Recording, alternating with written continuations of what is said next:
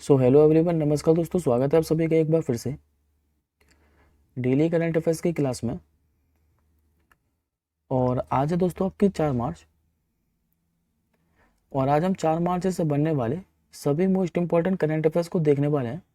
तो चलिए एक बार हम लोग क्विकली 3 मार्च के करंट अफेयर्स को रिवीजन कर लेते हैं। उसके बाद आज के क्वेश्चनों को डिस्कस करेंगे। लास्ट क्लास में दोस्तों हम लोगों ने पढ़ा था अभी भारत और किस देश की नौसेना के बीच एक अभ्यास जिसका नाम है समुद्र लक्ष्मण, ये आयोजित किया गया है। तो भारत और मलेशिया के बीच में इसका स्थान क्या था? तो आंध्र प्रदेश की राजधानी विशाखापट्टनम, जबकि इस बार इसका तीसरा संस्करण था। अभी भारत ने पाकिस्तान की ओर जाने वाली किस नदी के पानी को रोक दिया है? तो रावी नदी के। अभी किस देश में डेंगू के कारण स्वास्थ्य आपातकाल की घोषणा की गई थी? तो पेरू देश के अंदर। पशु कल्याण के लिए एक राष्ट्रीय पहल जिसका नाम है बनतारा, इसकी शुरुआत किसके द्वारा की गई थी? रिलायंस इंडस्ट्री के द्वारा। हाल ही में फाइनेंशियल एक्शन टास्क फोर्स यानी कि FATF, इसका नया अध्यक्ष किसे घोषित किया गया है? तो मैक्सिको को, और 2 साल के लिए। हाल ही में केंद्रीय मंत्रिमंडल ने इंटरनेशनल बिग कैट अलायंस के लिए कितने करोड़ रुपए मंजूर किए हैं? तो 150 करोड़ रुपए। और इसमें साथ ही होगा क्या? तो 7 प्रकार की जो बिल्लियां की प्रजाति हैं इनका संरक्षण किया जाएगा कैबिनेट के द्वारा।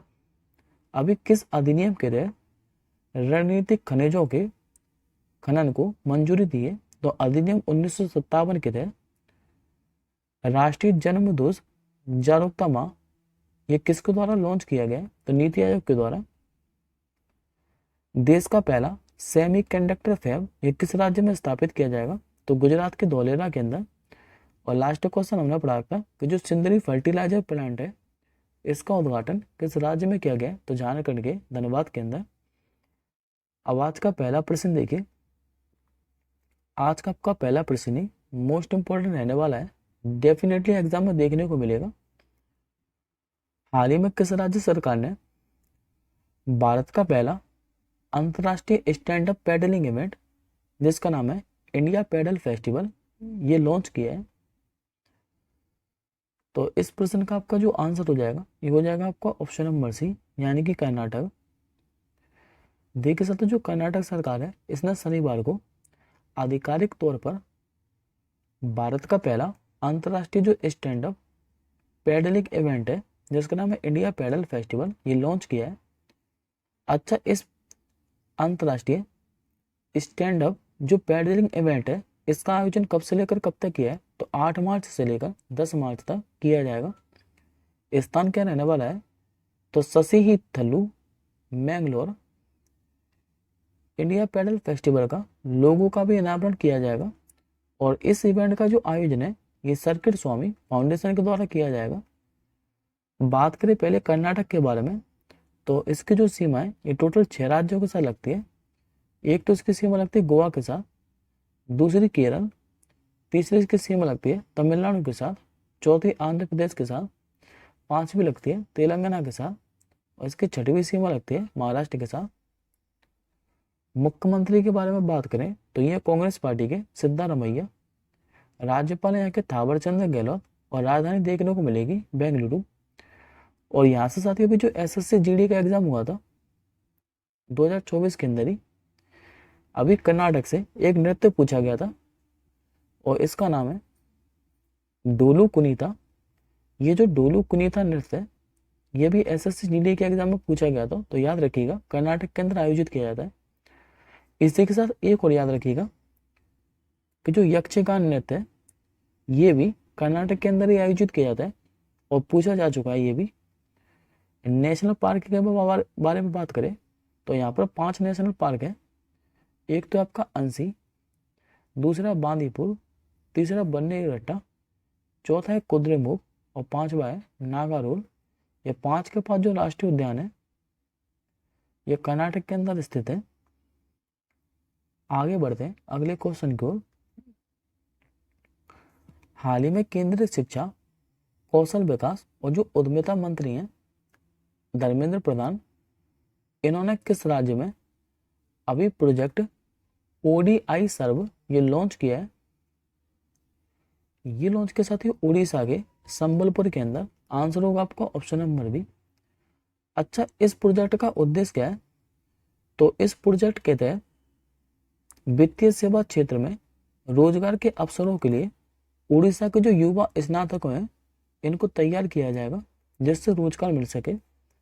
बात करते हैं पहले उड़ीसा के बारे में, तो 4 राज्यों के साथ इसकी सीमा लगती है।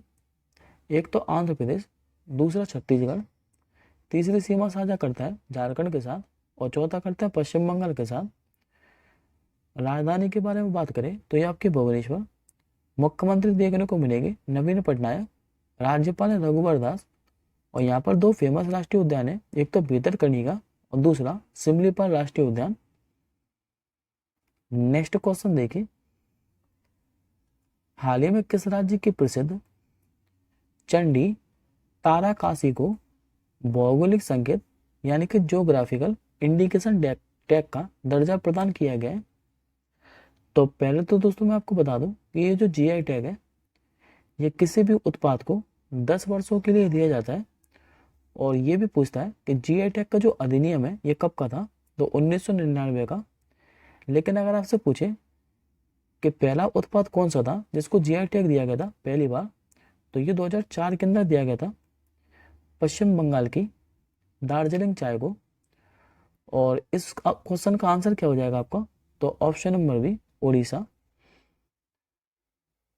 देखिए, उड़ीसा राज्य जो सहकारी हस्तशिल्प निगम लिमिटेड है, इसने 1 जुलाई 2021 को प्रसिद्ध चांदी के फिलाग्री इसके लिए जीआई टैग की मांग की थी।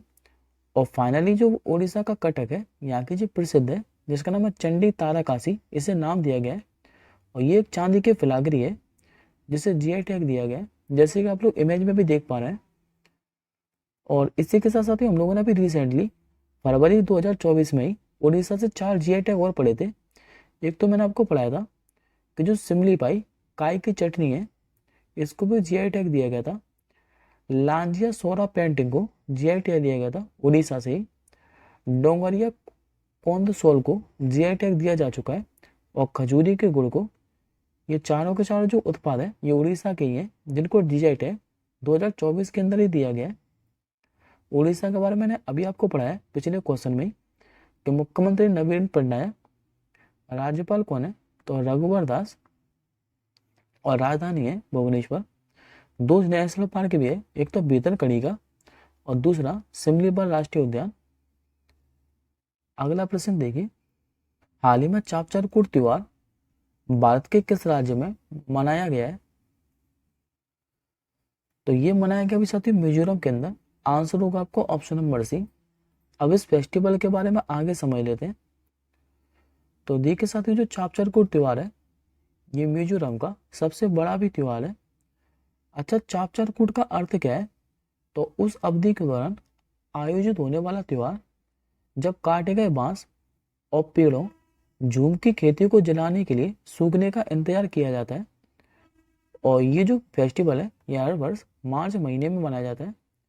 इस उत्सव की जो शुरुआत है ये 1450 से लेकर 1700 ईस्वी में सुईपुर नामक गांव से हुई थी। और ये फेस्टिवल मनाया था आपका मिजोरम के अंदर, याद रखिएगा, जो कि अभी रिसेंटली मनाया गया है। नेक्स्ट क्वेश्चन देखिए, हाल ही में पहले स्वदेशी रूप से निर्मित हाइड्रोजन इलेक्ट्रोलाइजर का जो उद्घाटन है ये कहाँ पर किया गया है? तो ये साथ ही वन लाइनर क्वेश्चन है, खाली याद रखिएगा। और इसका उद्घाटन किया भी गुजरात के हजीरा के अंदर। आंसर होगा आपको ऑप्शन नंबर ए। और ये और पूछ सकता है साथियों आपसे, आप लोगों से, कि जो हाइड्रोजन इलेक्ट्रोलाइजर है इसका उद्घाटन किया किसने? तो एल&टी के द्वारा। बात करें गुजरात के बारे में तो मुख्यमंत्री कौन है? भूपेंद्र भाई पटेल। और राज्यपाल कौन है आगे? तो आचार्य देवव्रत। जबकि राजधानी क्या है? तो गांधीनगर। और यहाँ पे साथियों एक फेस्टिवल और मनाया जाता है जो कि काफ़ी ज़्यादा फेमस है, जिसका नाम है अंतर्राष्ट्रीय पतंग महोत्सव। ये गुजरात के अहमदाबाद के अंदर मनाया जाता है, तो याद रखिएगा। नेक्स्ट क्वेश्चन देखिए, हाल ही में 5 करोड़ आयुष्मान कार्ड बनाने वाला देश का जो पहला राज्य है ये कौन सा बना है? करेक्ट आंसर हो जाएगा आपका option number D, Uttar Pradesh. देखिए दोस्तों, जो उत्तर प्रदेश राज्य है ये स्वास्थ्य सुविधा के मामले में इसने बड़ी उपलब्धि हासिल की है और अब ये 5 करोड़ आयुष्मान कार्ड बनाने वाला देश का पहला राज्य बन गया है। बात करते हैं पहले आयुष्मान भारत योजना के बारे में। तो इसी योजना को प्रधानमंत्री जन आरोग्य योजना के नाम से भी जाना जाता है और इस योजना की जो शुरुआत है ये 23 सितंबर 2018 को पूरे भारत में की गई थी। अच्छा, इस योजना की घोषणा किसने की थी? तो वित्त मंत्री अरुण जेटली ने। और उद्देश्य क्या है? तो आर्थिक रूप से जो कमजोर लोग हैं इनको स्वास्थ्य बीमा मुहैया कराना। बात करते हैं उत्तर प्रदेश के बारे में। तो मुख्यमंत्री आप लोग जानते हैं योगी आदित्यनाथ जी, राज्यपाल यहाँ की आनंदीबेन पटेल और राजधानी है लखनऊ। अगला प्रश्न देखिए, ये भी साथियों काफी ज्यादा इंपॉर्टेंट प्रश्न है, डेफिनेटली एग्जाम में देखने को मिलेगा। अभी भारतीय फार्माकोपिया को मान्यता देने वाला विश्व का पहला स्पेनी भाषा देश ये कौन सा बना है? पहले आप लोग इस प्रश्न का आंसर जान लीजिए। ये हो जाएगा आपका ऑप्शन नंबर बी, निकारागुआ, जो कि मध्य अमेरिका कॉन्टिनेंट में स्थित सबसे बड़ा देश है निकारागुआ। अब इस प्रश्न के बारे में आगे समझ लेते हैं। तो देखिए साथियों, भारत और निकारागुआ ने क्या है कि दवाओं के विनियमन के क्षेत्र में सहयोग पर फार्माकोपिया पर एक समझौते ज्ञापन पर हस्ताक्षर किए हैं। और भारतीय जो फार्माकोपिया है यानी कि आईपी, इसको औषधि एवं प्रसाधन सामग्री अधिनियम 1940 की दूसरी अनुसूची के तहत कानूनी दर्जा प्राप्त है। आईपी का जो पहला संस्करण है ये 1955 में प्रकाशित हुआ था, जबकि इसका जो नवीनतम संस्करण है नोवा ये 2022 में प्रकाशित हुआ है। आईपी को दोस्तों 5 देशों से मान्यता प्राप्त है, यानी कि भारतीय फार्माकोपिया। एक तो अफगानिस्तान, दूसरा था गाना, तीसरा था नेपाल, चौथा था मॉरिशस और पांचवा था सूरीनाम। लेकिन अब जो छठवां देश बन चुका है ओवरऑल ये निकारागुआ बन गया है, लेकिन ये विश्व में स्पेनी भाषा पहला देश बना है, तो याद रखिएगा। बात करते हैं निकारागुआ के बारे में। तो ये रहा साथियों मध्य अमेरिका में स्थित एक देश, जो कि सबसे बड़ा देश है मध्य अमेरिका में स्थित। यहाँ की राजधानी क्या है? तो मानागुआ। करेंसी क्या चलती है यहाँ पर? तो कॉर्डोबा। और जबकि यहाँ के राष्ट्रपति कौन है? तो डेनियल ओर्टेगा, ये वर्तमान में यहाँ के राष्ट्रपति हैं। अगले प्रश्न की ओर बढ़ते हैं। विश्व जो समुद्री घास दिवस है 2024 ये कब मनाया गया है? ये दिवस मनाया था आपके साथियों 1 मार्च को। आंसर होगा आपको ऑप्शन नंबर ए। देखिए साथियों, इस दिवस को क्या है कि सन 2022 में जो संयुक्त राष्ट्र महासभा है इसके द्वारा घोषित किया गया था। और दुनिया में जो समुद्र की घास है इसकी 60 से अधिक प्रजातियां हैं और ये सर्वश्रेष्ठ कार्बन सिंक के रूप में कार्य करते हैं, यानी कि सबसे अच्छे ये कार्बन को अवशोषित करने का काम करते हैं। 2024 के लिए इसका विषय क्या है? तो स्वस्थ समुद्री घास और स्वस्थ ग्रह, ये 2024 के लिए विश्व समुद्री घास दिवस की थीम है। अगला क्वेश्चन देखिए, विश्व जो नागरिक सुरक्षा दिवस है ये कब मनाया जाता है? ये दिवस मनाया था साथियों 1 मार्च को ही। आंसर हो जाएगा आपका ऑप्शन नंबर ए। देखिए साथियों, 1990 में क्या है कि इस दिन को जो अंतर्राष्ट्रीय नागरिक सुरक्षा संगठन है इसको द्वारा वैश्विक अवकाश के रूप में घोषित किया गया था। और तभी से ये हर साल 1 मार्च को मनाया जाता है विश्व नागरिक सुरक्षा दिवस। 2024 के लिए इसका विषय क्या है?